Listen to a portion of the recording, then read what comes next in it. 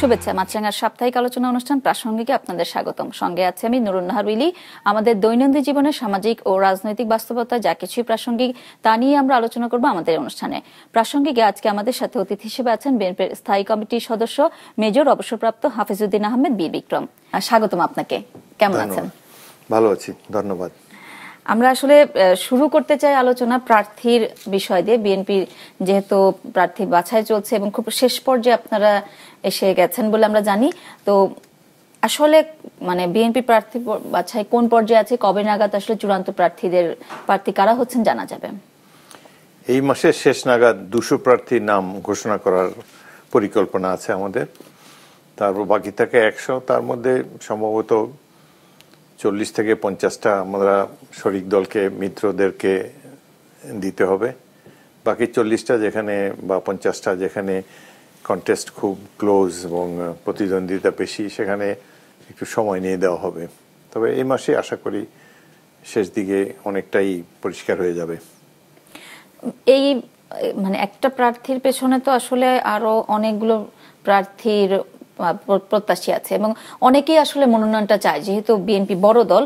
তো সেক্ষেত্রে আসলে এত প্রার্থীর মধ্য থেকে একজনকে বাছাই করতে কি ধরনের চ্যালেঞ্জের মুখে পড়লেন বা কি কি ফ্যাক্টর আসলে চূড়ান্ত প্রার্থীর ক্ষেত্রে কাজ করছেন? প্রার্থী বাছাইতে আমাদের যে অ্যাক্টিং চেয়ারম্যান তারেক রহমান সাহেবের ভূমিকাই মুখ্য। তিনি ইতিমধ্যে 5টি সার্ভে করেছেন বিভিন্ন এলাকাতে প্রার্থীদের জনপ্রিয়তা যাচাইয়ের জন্য, এবং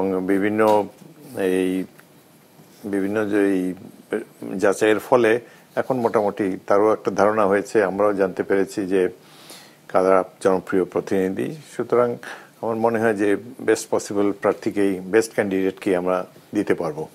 এক্ষেত্রে কি তৃণমূলের মতামতকে গুরুত্ব দেওয়া হচ্ছে?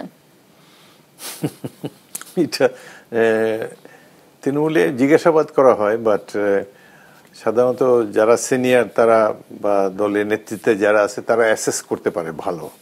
কারণ আর যদি এমনও প্রার্থী থাকে যে তৃণমূলে ব্যাপক জনপ্রিয়, তখন সেটাকে উপেক্ষা করা যায় না। দুটা মিলিয়ে আর কি, যারা সিনিয়র তাদের এক্সপেরিয়েন্স এবং যারা তৃণমূলে তাদের মনোভাব, এটা বিচার করেই মনোনয়ন দেওয়া হয়। যেহেতু 17 বছর পর একটা নির্বাচন হতে যাচ্ছে, তো সেক্ষেত্রে এই নির্বাচন ঘিরে কি দলীয় কোন্দল, যে অনেক প্রার্থীর ভেতর থেকে একজন বেছে নয়, দলীয় কোন্দল হওয়ার কোনো সম্ভাবনা আছে কিনা? না, কোন্দলের কোনো সম্ভাবনা আমরা দেখছি না। বিএনপি মোটামুটি ভাবে শৃঙ্খলাবদ্ধ একটি দল, এবং এখানে দলের কর্মীদের উপরে কন্ট্রোল খুবই টাইট।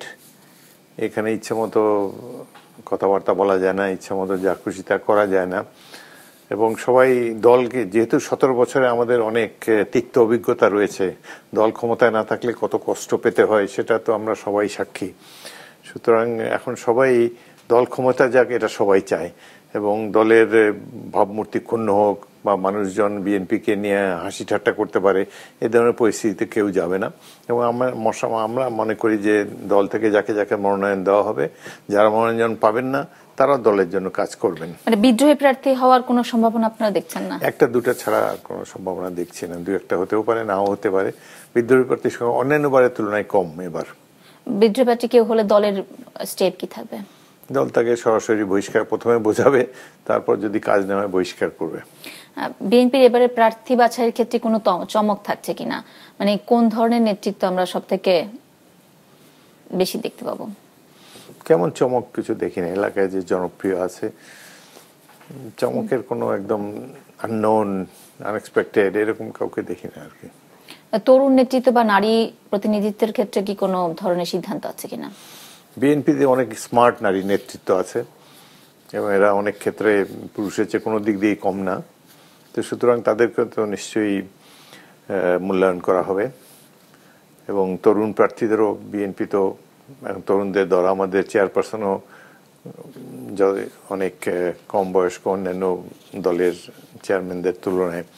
সুতরাং আমি মনে করি যে বিএনপির তারুণ্য থাকবে, নারীদের অগ্রাধিকার থাকবে, মোটামুটি একটা ব্যালেন্সড টিম আমরা উপহার দিতে পারবো। একটু জোট প্রসঙ্গে আসি, যেহেতু প্রার্থী নিয়ে কথা হচ্ছে, আপনারা বললেন বেশ কিছু সিট আপনারা জোটের জন্য ছেড়ে দেবেন। আসলে জোট ভাবনা কি? আপনারা মানে কাদেরকে জোটে দেখা যাবে, কাদের সাথে জোট করতে যাচ্ছেন?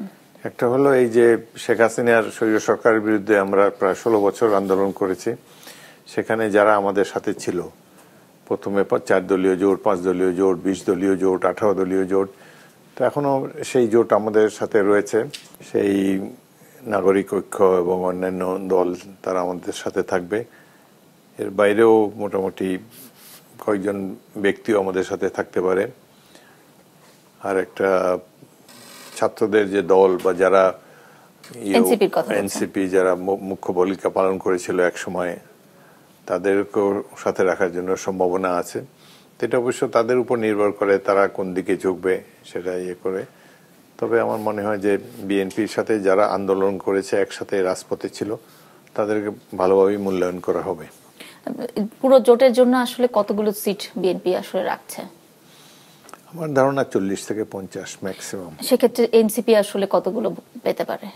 এটা তারা আসবে কিনা এটা এখনো ফাইনাল নেই, কথাবার্তা চলছে। আমরা তাদের কাছে, যারা আমাদের শরিক দল, যারা আমাদের জোটে আসতে চায়, তাদের কাছে আমরা তালিকা চেয়েছি। তো তারা যে তালিকা দেয় সেটার উপরে অনেকটা নির্ভর করে। অবশ্য একটা ক্ষুদ্র দল, তারা শতাধিক প্রার্থী তালিকা দিয়েছে। তো এটাকে আমরা তামাশা হিসাবে ধরে নেব নাকি না তারা সিরিয়াস, এটা এখন বোঝার চেষ্টা করছি।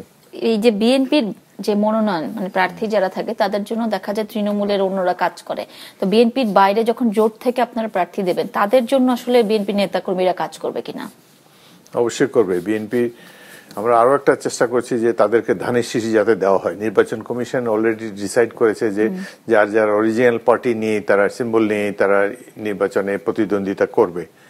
তো আমরা অতীতের মতোই, অতীতে যারা আমাদের জোটে ছিল তাদেরকে ধানের শীষ দেওয়া হয়েছিল। এমনকি জামাত ইসলামীও তাদের বিরূপ সময়ে, অনেক কঠিন সময়ে তারা আমাদের এই ধানের শীষ নিয়েই তারা নির্বাচন করেছে। তো এবারও আমরা চেষ্টা করব যে আমাদের জোটে যারা থাকবে তাদেরকে ধানের শীষ প্রতীকটা দেওয়া যায় কিনা। নির্বাচন কমিশন তো আরপিও সংশোধন করেছে এবং এই খসড়া মন্ত্রিসভায় অনুমোদন হয়ে গেছে। তো সেই ক্ষেত্রে এটা আসলে করা সম্ভব হবে কিনা? প্রতীকের বিষয়টি তো আসলে ডিফিকাল্ট। তবে নির্বাচন কমিশন তো ক্ষমতাসীন, তারা সর্বেসর্বা, নির্বাচন পুরোটাই তাদের নিয়ন্ত্রণে, তারা চাইলে করতে পারে।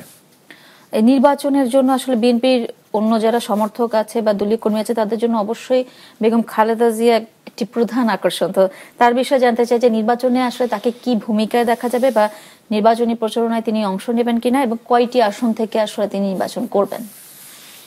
তার নির্বাচনে অংশগ্রহণ পুরোপুরি তার স্বাস্থ্যের উপরে নির্ভর করে। তিনি যদি শারীরিকভাবে সুস্থ হন তাহলে নির্বাচনে প্রার্থী হবেন। আর আগে যেরকম তিনি সারা বাংলাদেশ ব্যাপী ক্যাম্পেইন করে বেড়াতেন, সেটা এখন আর সম্ভব হবে না। তিনি নির্বাচনে অংশগ্রহণ করতে পারলেই তো আমরা খুবই সন্তুষ্ট হব এবং আশা করব। তার বাংলাদেশের সবচেয়ে জনপ্রিয় রাজনৈতিক নেত্রী, তার যে ইমেজ আছে তার ধারে কাছে কেউ নেই বাংলাদেশে। সুতরাং আমরা চাইবো যে তিনি নির্বাচনে অন্তত অংশগ্রহণ করুন। নির্বাচন করলে কয়টি আসন থেকে করবেন, কোন কোন আসন থেকে করবেন? আপনারা আসলে কোন কোন জায়গাটা তার জন্য রাখছেন? এখন তো একজন 3টা আসনে করতে পারে। সাধারণত নোয়াখালীর তো একটা আসন তার থাকবেই, এছাড়া ঢাকা হতে পারে, চিটাগাং হতে পারে। তিনি বাংলাদেশের যে কোনো অঞ্চল থেকে নির্বাচন করেন, তার বিজয় অবশ্যম্ভাবী বলে আমরা মনে করি। তবে এখন নির্ভর করে সবই তার শারীরিক অবস্থার উপরে। তারেক রহমান আসলে কবে নাগাদ দেশে ফিরবে, এটা আসলে আপনাদের সমর্থক নেতাকর্মী বা দেশের সবাই জানতে চায়। আর তিনি কোন কোন আসন থেকে নির্বাচন করতে যাচ্ছেন? তিনি নভেম্বরে আসবেন বলে আমরা আশা করি, দৃঢ়ভাবে বিশ্বাস করি। আর তার একটা আসন তো বগুড়ার থেকে করবেনই, বাকিগুলো এখনো ডিসাইড হয়নি, উনিও সিদ্ধান্ত নেননি। এই নির্বাচনে যদি বিএনপি জেতে, তাহলে সরকার গঠন করলে প্রধানমন্ত্রী আসলে হিসেবে কাকে দেখা যাবে? যেহেতু বেগম খালেদা জিয়া পুরোপুরি সুস্থ নন, আমার ধারণা যে তাহলে তারেক রহমানই হবেন ভবিষ্যৎ প্রধানমন্ত্রী, যদি জনগণ বিএনপিকে সংখ্যাগরিষ্ঠতা দেয়। এবার একটু অন্য প্রসঙ্গে যেতে চাই, নির্বাচনী, তবে অন্য প্রসঙ্গ, সেটা হচ্ছে বর্তমানে প্রশাসনের যে অবস্থা, এবং আমরা দেখেছি যে গত এক বছরে সেভাবে প্রশাসনে ওভাবে পরিবর্তিত হয়নি এবং পুলিশ প্রশাসনটা সেভাবে দাঁড়াতে পারেনি এবং আইন শৃঙ্খলা পরিস্থিতিও ভালো না। এই অবস্থার মধ্য দিয়ে একটা সুন্দর বিশৃঙ্খলা মুক্ত নির্বাচন করা সম্ভব কিনা? নিশ্চয়ই সম্ভব এখনো, কারণ নির্বাচনে প্রধান ভূমিকা রাখতে হবে সেনাবাহিনীকে বা সামরিক বাহিনীকে। পুলিশ বাহিনী অতীতের তুলনায় অনেক দুর্বল। পুলিশ আগে যেভাবে অ্যাক্টিভ রোল প্লে করতে পারতো, এখন তাদের পক্ষে সম্ভব না। আরেকটা হলো এই পুলিশ বাহিনী কিন্তু শেখ হাসিনার পুলিশ বাহিনী, এটি আর জনগণের বা রাষ্ট্রের পুলিশ বাহিনী নেই এবং তাদের মধ্যে কোনো সংস্কারও করা হয় নাই, পরিবর্তনও করা হয় নাই। সুতরাং যেহেতু তারা শেখ হাসিনার মতো একজন স্বৈরাচারী শাসক, নিষ্ঠুর শাসককে সমর্থন দিয়ে এসছে, সেজন্য মানসিকভাবেও পুলিশ বাহিনী দুর্বল। সুতরাং তাদের পক্ষে ভালো ভূমিকা রাখা সম্ভব নয়। একমাত্র সামরিক বাহিনী পারে, যে তাদের উপর জনগণের আস্থা আছে। পুলিশ বাহিনী তো ঢেলে সাজাতে আপনার বেশ কিছু পরামর্শ ছিল, পুলিশ সংস্কার কমিশনে আপনি সেগুলো জমা দিয়েছিলেন, তো সেটির আসলে কতখানি বাস্তবায়ন হলো? এই সরকার অনেক ক্ষেত্রেই ব্যর্থ এবং আমার চোখে প্রধান ব্যর্থতা হলো যে তারা পুলিশ বাহিনীকে রিঅর্গানাইজ করতে পারেনি। বাংলাদেশের মতো একটা রাষ্ট্রে পুলিশ বাহিনী খুবই গুরুত্বপূর্ণ। তারা এই যে 1.5 বছর সময় কাটালো, এই যে সংস্কার নিয়ে, এটা নিয়ে, ওটা নিয়ে অনেক কথাবার্তা বলেছে, অনেক বিদেশ ভ্রমণ তারা করেছে, কত ধরনের কত কথা তারা বলেছে, কত ধরনের প্রকল্প তারা নেওয়ার চেষ্টা করেছে।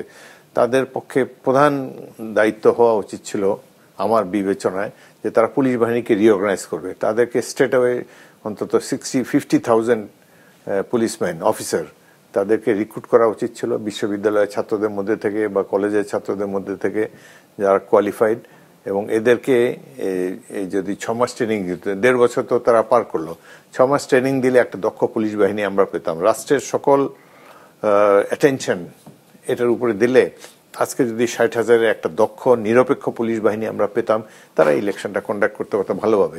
কিন্তু দুঃখের বিষয় এদিকে কেউ নজরই দেয় নাই, এটা কেউ চিন্তাও করে নাই এবং পুলিশ বাহিনী তাদের কাছে যে রোল জনগণ আশা করে সেটা করতে পারবে বলে মনে হচ্ছে না। তবুও আশা করি তারা চেষ্টা করবে। Let us hope for the best. আপনারা সম্প্রতি আসলে প্রধান উপদেষ্টার সাথে বিএনপি দেখা করেছে এবং তারা বলছে প্রধান উপদেষ্টা যে অন্তর্বর্তীকালীন সরকার, সেটি যেন তারা পরিবর্তন করে নির্বাচনকালীন সরকারে রূপান্তরিত হয়। তো সেক্ষেত্রে আসলে এটি তারা করবে কিনা বা মানে কি করবে বলে মনে করেন? এই সরকার অত্যন্ত দুর্বল একটি সরকার। প্রফেসর ইউনূস সাহেব ভালো লোক, অন্যান্য যারা উপদেষ্টা আছে তারাও ভালো লোক, কিন্তু এরা কেউ কেউ আছে দলমন্য। একটা তো তারা সঠিক কাজ করেনি যে তারা নিজেরাই একটা পার্টি বানিয়েছে, এনসিপি। এটা প্রফেসর ইউনূস তিনি এই পার্টিটি গঠন করেছেন, তারই চিন্তাভাবনার থেকে এটা হয়েছে। এটার কোনো প্রয়োজন ছিল না, কারণ এটা তাদের নিরপেক্ষতায় বিঘ্নিত করেছে। জনগণ এটা তাদের কাছ থেকে আশা করে না। সুতরাং এইভাবে একটা সরকার যদি নিরপেক্ষ না থাকে, নিরপেক্ষ নির্বাচন কিভাবে দিবে তারা? তারপরে এই যে ইনএক্সপেরিয়েন্স কয়েকজনকে মন্ত্রিসভায় নিল, হয়তো তারা গ্রামীণ ব্যাংকে চাকরি করেছে বা ইউনূস সাহেবের পরিচিত, এই যোগ্যতায় তো রাষ্ট্র পরিচালনা করার দায়িত্ব পাওয়ার কথা না, কিন্তু তাদেরকে দেওয়া হয়েছে। তো এরপরও আমাদের শিক্ষা হয়নি। মুশকিল হলো যে এই রাষ্ট্র পরিচালনা তো ছেলে খেলার বিষয় না। বিশেষ করে প্রফেসর ইউনূসের মতো একজন প্রাজ্ঞ বিশ্ববরেণ্য ব্যক্তি, তার এইসব ক্ষুদ্র এই এনজিও মানসিকতার উপরে তার ওঠা উচিত ছিল। কষ্ট লাগে, এই দেশটা তো আমরা যুদ্ধ করে স্বাধীন করেছি। আমরা এই দেশ আমাদের কাছে খুবই প্রিয়। 1,500 মানুষ জীবন দিয়ে এই সরকারকে বসিয়েছে। তাদের কাছ থেকে তো আমরা আরো নিরপেক্ষতা আশা করি, আরো দক্ষতা আশা করি, এবং বাংলাদেশের মানুষ আছে, অনেক ভালো ভালো ব্যক্তি আছে যারা তাদের দায়িত্ব ভালোভাবে পালন করতে সক্ষম হবেন। কিন্তু এদের মধ্যে অনেকেরই আছে কোনো যোগ্যতা নাই, দক্ষতা নাই, এক্সপেরিয়েন্স নাই, জাস্ট প্রধান উপদেষ্টার সাথে পরিচয় সুবাদে এসে তারা বসে গেল। সুতরাং তারা তাদের দায়িত্ব পালন করতে পারেনি। এই পুলিশ বাহিনীর এটাও একটা এক্সাম্পল। একটা স্মার্ট ব্যক্তি এখানে থাকতো, পুলিশ বাহিনীকে অর্গানাইজ করে আজকে 60,000 পুলিশ বাহিনী মাঠে নামিয়ে দিত, আর যারা যারা গুলি করেছে, অপকর্ম করেছে, তাদেরকে বাদ দিয়ে দিত। আমরা বিএনপি থেকে যে পুলিশ কমিশনে যে রিপোর্ট আমরা দিয়েছি, সেখানে র্যাবকে বাদ দিতে বলেছিলাম। আপনি যদি এই যারা যারা আয়নাঘর থেকে ফেরত এসেছে, এদের কাহিনী, এদের ইন্টারভিউ যদি শোনেন টেলিভিশনে, আপনার চোখ দিয়ে অশ্রু নির্গত হবে।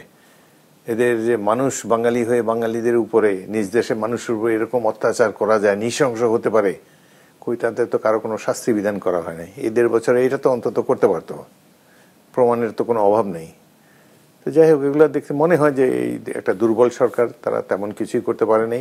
হয়তো তাদের সদিচ্ছা ছিল, কিন্তু রং সিলেকশনের ফলে তারা তাদের অভিষ্ট লক্ষ্যে পৌঁছতে পারেনি। তারপরেও প্রফেসর ইউনূসের একটা বিশ্বব্যাপী ভাবমূর্তি আছে, তার জায়গায় তিনি এই পদের জন্য তার ইমেজ অনেক কাজে লেগেছে বাংলাদেশের। এই তার জায়গায় যদি আর একটা অপরিচিত বা সাধারণ মানের একজন লোক থাকতো, তাহলে আরো আমাদের প্রতিবেশী রাষ্ট্র আরো প্রবলেম করতো আমাদের জন্য, যেটা তিনি থাকায় করতে পারছেন না। সরকার আমরা দেখতে পাচ্ছি এখনো 2 জন ছাত্র উপদেষ্টা আছেন, তাদের বিষয়ে সরকার এখনো কোনো সিদ্ধান্ত নেয়নি। আপনারা যদিও আহ্বান জানিয়েছিলেন যে ছাত্র উপদেষ্টারা যেন পদত্যাগ করে, তো তারা যদি এই সরকারের মধ্যে থাকে, সেক্ষেত্রে আগামী নির্বাচনে তারা সরকারকে প্রভাবিত করার কোনো সম্ভাবনা দেখেন কিনা? 100% সম্ভাবনা দেখা যাচ্ছে। এরা যদি সরকারে থাকে, নির্বাচন প্রভাবিত করার চেষ্টা করবে, এনসিপির পক্ষে তারা ভূমিকা রাখবে, এবং এটা সঠিক হবে না। এবং একটি কথা বলতে হয় যে এনসিপি দলটা, এর প্রতি মানুষের অনেক সহানুভূতি আছে। আমিও ব্যক্তিগতভাবে তাদেরকে খুবই পছন্দ করি, কিন্তু তাদেরকে মন্ত্রিসভায় নিয়ে দলটার সর্বনাশ করে দিয়েছেন প্রফেসর ইউনূস। এদেরকে বাইরেই রাখা উচিত ছিল। এরা যদি বাইরে থাকতো, সরকারে না থাকতো, এদের জনপ্রিয়তা অনেক বেশি থাকতো এখন, এবং আগামী নির্বাচনে তারা অভূতপূর্ব ফলাফল তারা আনতে পারতো। এখনো আমি মনে করি আগামী দিনে এই দলটি বাংলাদেশের ভবিষ্যৎ হয়ে দাঁড়াতে পারে। বিএনপি একসময় যেরকম তুমুল জনপ্রিয় একটা রাজনৈতিক দল ছিল, এরা সেই পর্যায়ে যেতে পারত, কিন্তু এই রাষ্ট্র ক্ষমতায় যাওয়ার ফলে তারা এক্সপোজ হয়ে গিয়েছে। তাদের অনেকের সম্বন্ধে অনেক দুর্নীতি এবং অন্যান্য অভিযোগ এসেছে, তাদের কথাবার্তাও ম্যাচিওর্ড না। সুতরাং এই দলটির যে সম্ভাবনা ছিল, এই 2 জন বা 3 জনকে উপদেষ্টা পরিষদে নিয়ে সেই সম্ভাবনাকে অঙ্কুরে বিনষ্ট করা হয়েছে। এখনো সময় আছে, তাদের উচিত পদত্যাগ করে এই দলের সাথে কাজ করা, নির্বাচন করতে চাইলে করুক। এবং এবার তারা খুব সুবিধা করতে পারবে না নির্বাচনে, কিন্তু আগামী দিনে তাদের ভবিষ্যৎ আছে। এরা যদি দলকে ধরে রাখতে পারে, ঐক্যবদ্ধ থাকে, ছাত্র সমাজের যদি প্রথম গোড়ার দিকে যেরকম আগস্ট সেপ্টেম্বরে তাদের যে ব্যাপক সমর্থন ছিল, সেই সমর্থন যদি তারা ফিরে পেতে পারে, তাহলে এটা বাংলাদেশের জন্য একটা স্টেবল, ভালো একটা পলিটিক্যাল পার্টি হতে পারে। কিন্তু এদের কিছু মুরব্বী আছে আমার মনে হয়, যারা এদেরকে কুপরামর্শ দেয়, বেশি আতলামি করে। এত আতেলগিরি করার কোনো দরকার ছিল না, এবং তারা সিম্পল পলিটিক্স করে গেলে জনসাধারণের সাথে মিশে, এরা জানে জনগণের আশা আকাঙ্ক্ষা কি হলে বাংলাদেশে ভালো হবে। বিশেষ করে স্বাধীনতার সার্বভৌমত্বের ক্ষেত্রে এরা আপোষহীন, এটা বাংলাদেশের জনগণ পছন্দ করে। তারা কোনো রাজনৈতিক দলের মতো ভারতোষণ নীতি করতে চায় না। কিন্তু তারা তো এই সরকারে যোগ দিয়ে বা নানাভাবে তাদের মুরব্বীদের দ্বারা মিসগাইডেড হয়ে, কারা মুরব্বী আমি জানি না, কিন্তু মিসগাইডেড তারা আছেন, তাদের কথাবার্তায় ম্যাচুরিটির অভাব। তো এই দলটার অযুত সম্ভাবনা ছিল, কিন্তু সেটা ধীরে ধীরে ফিকে হয়ে আসছে। তাদের বিষয় যেহেতু এসেছে, তাদের একটা দাবি হচ্ছে জুলাই সনদ বাস্তবায়নের দাবি, এবং তারা তো জুলাই সনদে স্বাক্ষর করেনি। তো তারা বলছে জুলাই সনদ অধ্যাদেশ জারি বা আদেশ জারির কথা বলছে, গণভোটের কথা বলছে। তো গণভোটের বিষয়ে নিশ্চয়ই বিএনপি একমত, তবে নির্বাচনের দিনের গণভোটের কথা বলছে। আগে গণভোট হলে সেটা কি বিএনপি মেনে নেবে কিনা? বিএনপি গণভোট চায় না, পিআর চায় না, অনেক কিছুই চায় না। কারণ বিএনপি তো রাষ্ট্র পরিচালনার অভিজ্ঞতা আছে, বাংলাদেশের বাস্তবতায় এগুলোর কোনো মূল্য নেই। তারপরেও আমরা যেহেতু অধিকাংশ দল তারা চায়, শেষ পর্যন্ত গণভোটেও আমরা রাজি হয়েছি। তারপরে আপার হাউসে তারা যে পিআর সিস্টেমের কথা বলছে, সেটাতে অনিচ্ছা সত্ত্বে বিএনপি রাজি হয়েছে, নোট অফ ডিসেন্ট দিয়েছে। আমাদের অনেকগুলো নোট অফ ডিসেন্ট আছে। তো যেসব রাজনৈতিক দলের রাষ্ট্র পরিচালনার কোনো অভিজ্ঞতা নাই, যাদের একটা এমপি কোনোদিন হয় নাই, ভবিষ্যতেও হবে না, তারা পরামর্শ দিয়ে যাচ্ছে, এটাই গৃহীত হচ্ছে সেই সংস্কার কমিশনের কাছে। এগুলো দেখে আমরা ব্যথিত হই, কিন্তু বলার নাই। জাতীয় যেমন জামাত ইসলামী তো এখন মনে হয় বিরাট একটা দল, তাদেরকে তো অনেক গুরুত্ব দেয় এই সরকার। এরা হাইয়েস্ট সিট পেয়েছে 17টা এতগুলা নির্বাচন করে। সেই জায়গায় বিএনপি ইজ এ জায়ান্ট, কিন্তু সেই বিএনপির তো মূল্যায়ন তারা করে না। এবং একেবারে এই সরকারের বড় বড় ব্যক্তি থেকে শুরু করে ছোটখাটো নাট বল্টু স্ক্রু সবাই বিএনপির বিরুদ্ধে আমরা লক্ষ্য করেছি। জেলাসি, তারা মনে করে যে বিএনপিকে যদি ছেড়ে দেওয়া যায়, বিএনপি যদি তার মন মতো নির্বাচন করতে পারে, তাহলে তো এরা তো মেজরিটি পাবেই, তাহলে আমাদের অবস্থা হবে কি? এই জন্যই তারা পিআর সিস্টেমের পিআর প্রপোজাল আমন্ত্রণ করেছে। আরো নানাভাবে নির্বাচনটা যাতে পেছানো যায়, নির্বাচন যাতে না হয়, বিএনপি যাতে বিড়ম্বনার মধ্যে থাকে, এই জন্য এই গণভোট টনভোট এগুলো তো নির্বাচনের পর কি করবে না করবে বিএনপি সেটা জনগণ ডিসাইড করে দিবে। জনগণের ইচ্ছার ব্যতিরেকে কিছুই হতে পারে না। বিশেষ করে এত বড় গণ অভ্যুত্থান হয়ে গেল, আমরা তো এই সনদে সই করেছি বিএনপি, যারা সই করে নাই তারাই দিনের পর দিন থিওরি দিয়ে যাচ্ছে। তো এনসিপি তো আগে সই করা উচিত। এটা কি কারণে, কিভাবে তারা যেভাবে চায় দুই দুই চায়ের অঙ্ক তো এখানে হয় না। রাজনীতিতে অনেক কিছু ধৈর্য ধরতে হয়, অপেক্ষা করতে হয় এবং জনগণের মনোভাব উপলব্ধি করতে হয়। এরা এই অধিকাংশ দলই তো, যাদের মধ্যে নিবন্ধিত দল বোধহয় 20টা আছে, কিন্তু এই সংস্কার কমিশন ডেকেছে 32টাকে। তো যাদের সরকার নিবন্ধনই দেয় নেই, যাদের কোনোদিন পার্লামেন্টে যায় নাই, যারা জনগণের সামনে মুখোমুখি হয় নাই, একটা নির্বাচন করে নাই, এদেরকে বিএনপি সমান গুরুত্ব দিচ্ছে বা পারলে বিএনপির চেয়ে বেশি গুরুত্ব দিচ্ছে। তো এসব দেখে আমরা চুপ করে আছি, যে কারণ আমরা চাই যে নির্বাচনটা অন্তত হোক। বাধ্য হয়ে অনেক বালখিল্য আচরণ আমরা সহ্য করে যাচ্ছি। আমরা বিএনপি তাকিয়ে আছে জনগণের দিকে। আমরা আশা করি যে আমরা যে আদর্শ নীতি নিয়ে প্রেসিডেন্ট জিয়াউর রহমানের দল, আমরা যেন বাংলাদেশের জনগণকে সার্ভ করতে পারি, আমরা যেন একটা কল্যাণ রাষ্ট্র প্রতিষ্ঠা করতে পারি। সেই জন্য বিএনপি অনেক উল্টাপাল্টা কাজ সহ্য করে যাচ্ছে। যেমন সংবিধান সংশোধন করা, নির্বাচিত প্রতিনিধি ছাড়া পৃথিবীর কেউ এই কোনো দেশেই সংবিধান সংশোধিত হয় নাই নির্বাচিত প্রতিনিধি ছাড়া। কিন্তু এখানে তো প্রত্যেক লোকই সংবিধান সংশোধন করতে চায় এবং তারা নতুন একটি সংবিধানের কথা বলছে। শুরু থেকে তারা গণপরিষদ নির্বাচন এবং গণভোটের কথাও বলছে, যে সংস্কারটা হলো সেটি আসলে সামনে রেখে পরবর্তী নির্বাচনটা হওয়ার উচিত। তাদের কথাটা হচ্ছে এরকম। সব দুটো দলই আতেলরা অনেক কিছু চায়, যারা তো নতুন একটা রাষ্ট্র চায়, সেকেন্ড রিপাবলিক, তারপর নতুন সবকিছু নতুন করে তারা চায়। তো এই যে রাজনৈতিক দলগুলোকে এই ক্ষমতা কে দিয়েছে? ক্ষমতা এই দেশের মালিক তো জনগণ ডিসাইড করবে কিভাবে? নির্বাচনের মাধ্যমে ডিসাইড করবে। তো সেই নির্বাচনের নাম শুনলে এদের মুখ শুকিয়ে যায়, নির্বাচনে যেতে রাজি না, কিন্তু সব ধরনের অ্যামেন্ডমেন্ট, সব ধরনের নীতিমালা চাপিয়ে দিচ্ছে জনগণের উপরে, জনগণের সম্মতি ব্যতিরেকে। বোঝাই যাচ্ছে যে জনগণকে তারা পছন্দ না। জনগণের কাছে যাবে কেন বুঝে না। এই গণভোটটাই অনেক কষ্টে, তাও আবার নানা রকম ফ্যাকড়া দিয়ে যাচ্ছে, আগে করতে হবে না পরে করতে হবে।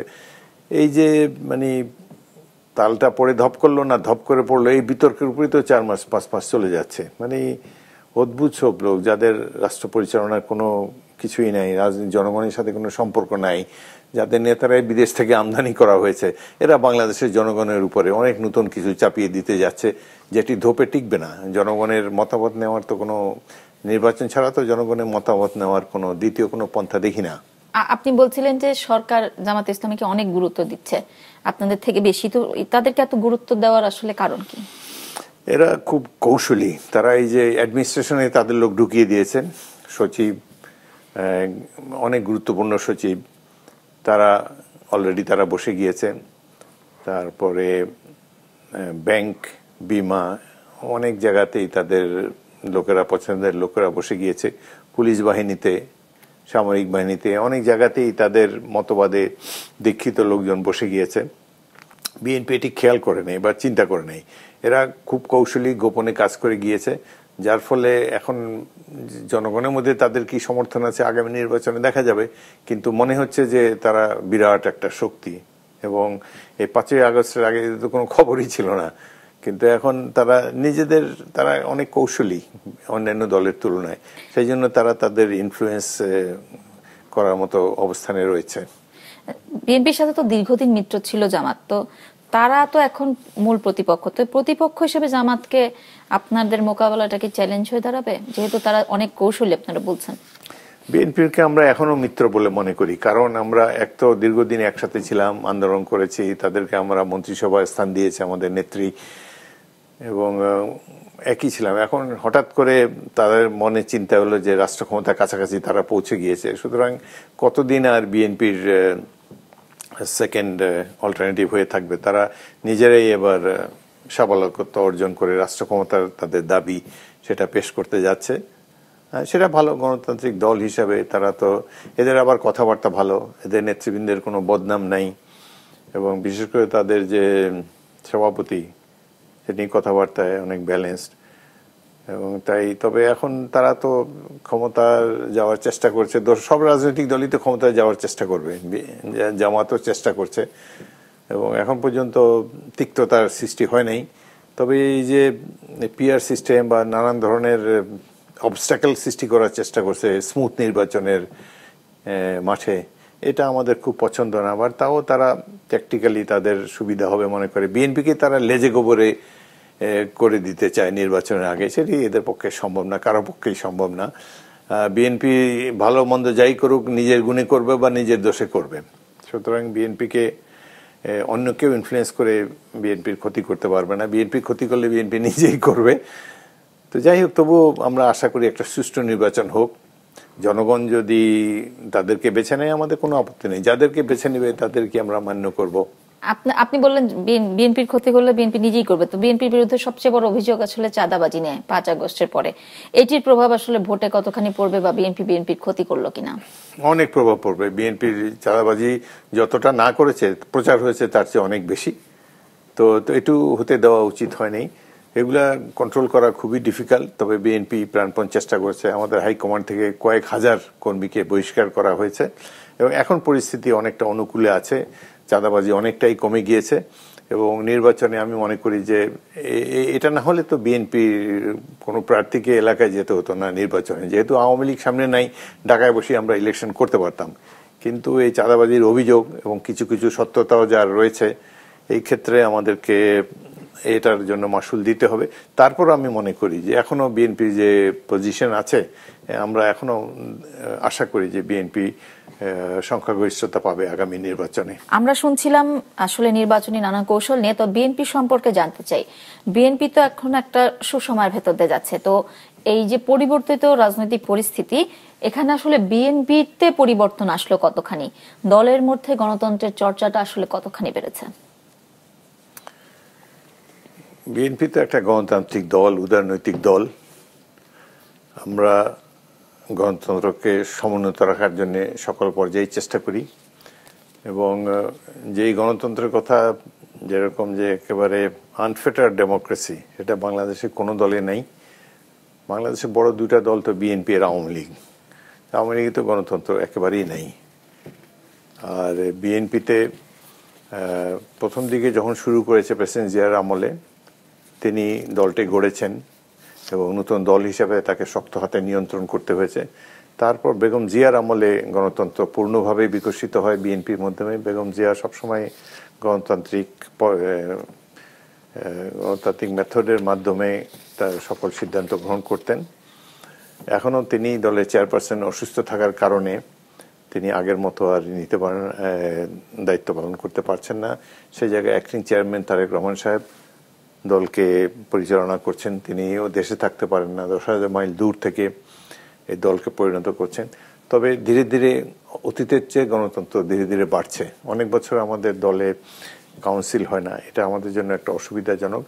তারপরেও এখন প্রত্যেকটি জেলায় কাউন্সিল করার নির্দেশ দিয়েছেন এবং উপজেলায় অধিকাংশ উপজেলায় কাউন্সিল করে নেতৃত্ব নির্বাচন করা হয়েছে। আমার উপজেলাতেও কাউন্সিল করে আমরা নির্বাচিত একটা কমিটি করেছি। এরপরে জেলা পর্যায়ে নির্বাচন হবে।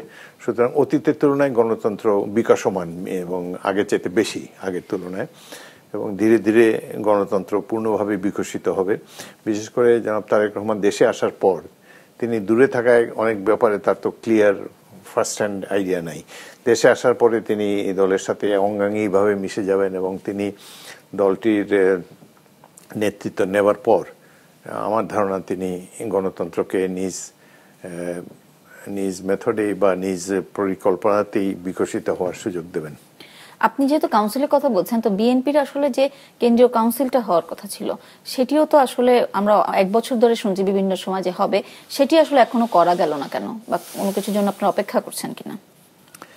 এটা বিএনপি এতদিন যে কাউন্সিল করতে পারেনি, তার একটা প্রধান কারণ হলো আওয়ামী লীগের নির্যাতন।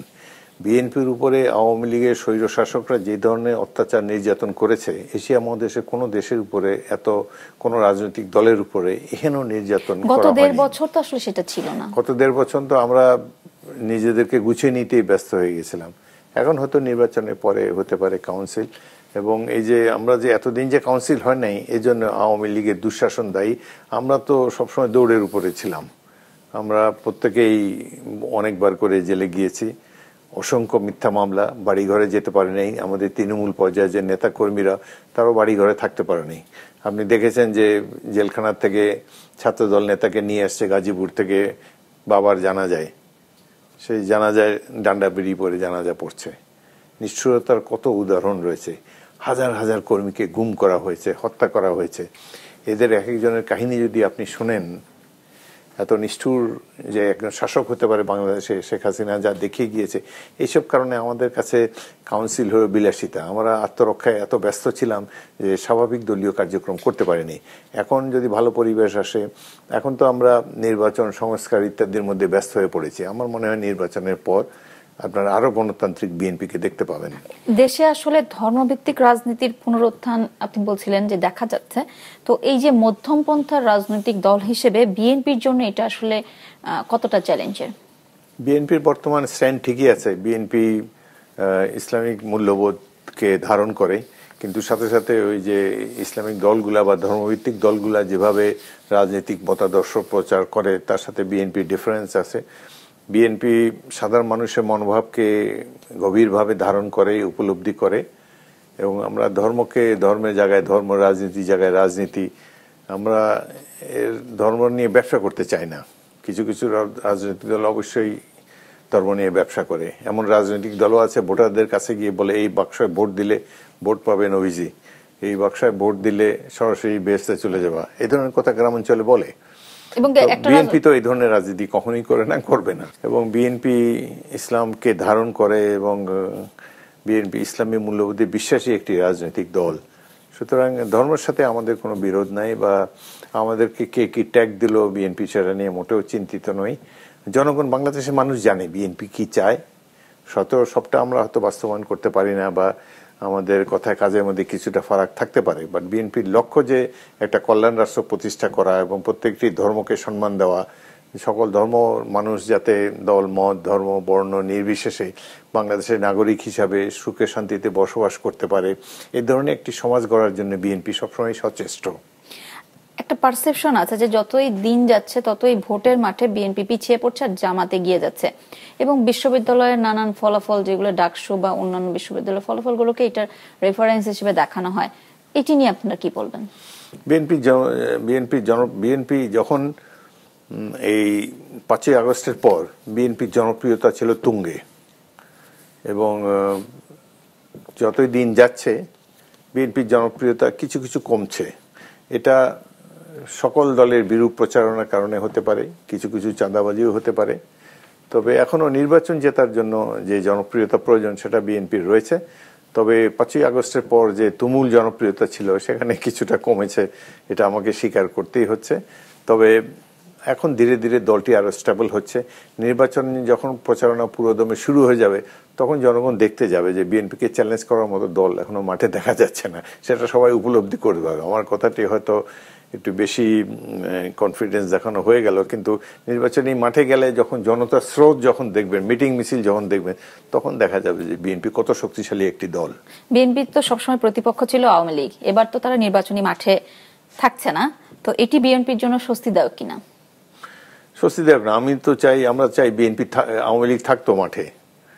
তারা যে গত 5টি নির্বাচন কিভাবে, গত 4টি নির্বাচন কিভাবে করেছে, তারা মাঠে থেকে করলে দেখতে পারতো তাদের জনপ্রিয়তা কোন তলানিতে কতটুকু অবিশ্বাস আছে। 18-র যে নির্বাচনে আমি অংশগ্রহণ করেছিলাম, ঢাকা থেকে গিয়েছি, আমার বাড়িতে যাওয়ার পর পুলিশ বাহিনী এসে আমার বাসাটা ঘিরে রেখেছে, বেরোতে পারিনি। বিএনপির মতো দলের প্রার্থী, আমি এর আগে 6 বার এখান থেকে বিজয়ী হয়েছি, আমি আমার ঘর থেকে বেরোতে দেয় না পুলিশ বাহিনী। আগের রাত্রে ভোট দিয়ে আগের রাত্রেই তাদের সংখ্যাগরিষ্ঠতা অর্জন করেছে। এর আগে একবার নির্বাচন শুরু হওয়ার আগেই তারা 2014 সালে সংখ্যাগরিষ্ঠতা পেয়েছে। এবার নির্বাচনের নামে কতগুলো প্রহসন তারা করেছে। সেজন্য আমরা ভালো হতো খুবই যদি আওয়ামী লীগ মাঠে থাকতো, নির্বাচন করতো, দেখতো বাংলাদেশের জনগণ তাদেরকে কতটুকু মূল্যায়ন করে। তাদের একটা শিক্ষা হওয়ার দরকার ছিল। কিন্তু দুঃখের বিষয়, তারা বাইরে থেকে প্রতিবেশী রাষ্ট্রে অফিস খুলে নানান ধরনের কথাবার্তা বলবে। আরেকটা আমার মনে হয় যে বাংলাদেশের জনগণের যে মনোভাব আমরা দেখি, এই আওয়ামী লীগ যে কলকাতায় অফিস খুলেছে, তাদের ভারতের প্রত্যেকটা প্রভিন্সে এই অফিস খোলা উচিত। তারা ওখানে নিবন্ধিত হয়ে যাক, তারা এখানে বসে খুব নরেন্দ্র মোদীর অধীনে বসে ভালো ভালো তাদের প্রচারণা করুক। বাংলাদেশের জনগণ তাদেরকে আর জায়গা দেবে না, ওখানেই তাদের জন্য বন্যরা বনে সুন্দর, তারা ভারতে সুন্দর। আপনাদের সম্পর্কে বলা হয় যে ভারত বিরোধিতা আপনাদের এক ধরনের আপনাদের পলিটিক্সে আছে। তো আমরা ভারতের সাথে সুসম্পর্ক চাই। সুসম্পর্ক থাকলে বাংলাদেশের জনগণ বেনিফিটেড হবে, বাংলাদেশ রাষ্ট্র বেনিফিটেড হবে। ভারত তো সেটা চায় না, তার তো চায় বিগ ব্রাদার হতে চায়, তারা বাংলাদেশকে ডোমিনেট করতে চায়। সেটা তো বাংলাদেশ মেনে নেবে না। বাংলাদেশ পৃথিবীর 8ম বৃহত্তম রাষ্ট্র। আমাদের দেশের যে জাতীয়তাবাদী চেতনা রয়েছে, ভারতে তো সেটা নাই। ভারত গোলটেবিলে স্বাধীন হয়েছে, ব্রিটিশরা ম্যাপের উপরে তাদেরকে স্বাধীনতা দিয়ে বিদায় নিয়েছে, কিন্তু বাংলাদেশকে তো যুদ্ধ করে স্বাধীনতা অর্জন করতে হয়েছে এবং গণতন্ত্রের জন্য কত লড়াই করতে হয়েছে। সর্বশেষ 5ই আগস্ট 2024-এ কত ত্যাগ তিতিক্ষার বিনিময়ে পেয়েছি। এই ধরনের স্ট্রাগল তো ভারতীয়রা করে নাই। সুতরাং এবং আমাদেরকে যে এই যে শেখ হাসিনা যে এতগুলো 1,500 মানুষ মারলো, হেলিকপ্টার থেকে গুলি করে মানুষ মারলো, এটা তো ভারতের সক্রিয় সহায়তা নিয়েই করেছে। তো সুতরাং ভারতের সাথে কিভাবে আমাদের বন্ধুত্ব হবে? হতে পারে যে আমাদের ইসলামী দেখলাম যে গতকালকে ক্ষমা চেয়েছে তাদের 71, 47 সবকিছুর জন্য। ভারতও ক্ষমা চায় যে তারা বাংলাদেশের সাথে শেখ হাসিনাকে ক্ষমতায় রাখতে গিয়ে বহু মানুষকে হত্যা করেছে, বিডিআর হত্যাকাণ্ড ঘটিয়েছে, নানান ধরনের অপকর্ম তারা করেছে। তারা যদি এটা নিয়ে ক্ষমা প্রার্থনা করে তাহলে আমাদের মধ্যে খুব সুন্দর একটা সম্পর্ক হতে পারে। কিন্তু তাদের এই বিগ ব্রাদারলি অ্যাটিটিউড যদি তারা পরিহার না করে, কোন সময় এই সম্পর্ক কখনো নর্মাল হবে না। আরেকটা জিনিস হলো, আমরা কারো উপরে ডিপেন্ডেন্ট না। বাংলাদেশ তাদের সাহায্য ছাড়াও চলতে পারবে, তবে তাদের সাথে ভালো সম্পর্ক থাকলে, বাণিজ্যিক সম্পর্ক থাকলে, তাহলে দুই দেশের জন্যই ভালো। আমরা সমমর্যাদার ভিত্তিতে সম্পর্ক চাই। আপনি তো আসলে মুক্তিযুদ্ধ করেছেন এবং 24-এও দেখেছেন, তো এই দুটো কি আসলে মুখোমুখি দাঁড় করানোর চেষ্টা হয়, এটিকে কিভাবে দেখেন?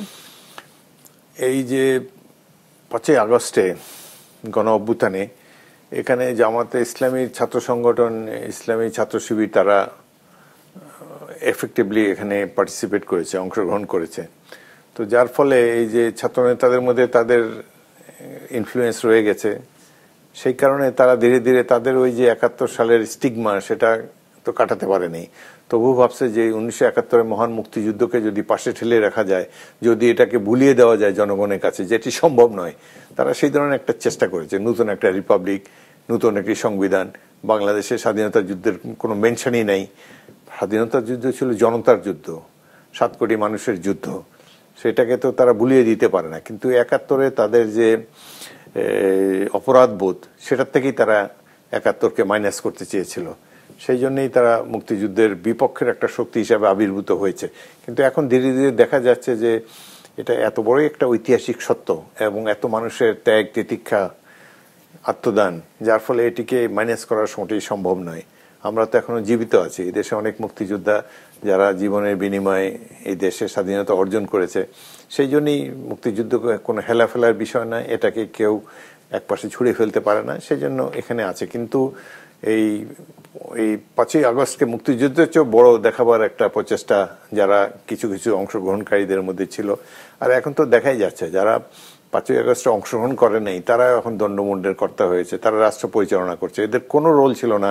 এই 17 বছর আমরা যে আন্দোলন করেছি বা এই ছাত্ররা যে আন্দোলন করেছে, এতে কোনো অংশগ্রহণ না করেও তারা চালাক চতুর, তারা রাষ্ট্র ক্ষমতায় গিয়ে সুন্দর সবাইকে উপদেশ বিতরণ করে যাচ্ছে। বাংলাদেশ সব সম্ভবের দেশ, সেই জন্য এটি। কিন্তু এটা কোনো চ্যালেঞ্জ না। 71-71-এর জায়গায় থাকবে, 5ই আগস্টের জায়গায় থাকবে। দুটাই বিশাল অর্জন বাংলাদেশের মানুষের জন্য, দুটারই গৌরব। এটা কাঙ্ক্ষিত এবং এতে ইতিহাসের রায় তো কাউকে মুছে ফেলা যাবে না। আপনারা তো 17 বছর যেহেতু একটা সংগ্রামের মধ্য দিয়ে ছিলেন, তো এলাকায় তো রাজনীতি করার সুযোগ আসলে ছিল না, যেহেতু অনেক মামলা ছিল অনেকের নামে। তো গত 1 বছরে বিএনপি কি আসলে জনগণের বা তৃণমূলে যাওয়ার চেষ্টা করেছে কিনা, বা জনগণ এখন 17 বছর আগের অবস্থায় আছে নাকি তাদের মধ্যে বিএনপিকে নিয়ে কোনো পরিবর্তন এসেছে চিন্তায়, সেটি বোঝার চেষ্টা করেছে কিনা? 5 তারিখের পর থেকেই তো বিএনপি স্বাধীন। আমরা শৃঙ্খল মুক্ত 5 তারিখের পরেই।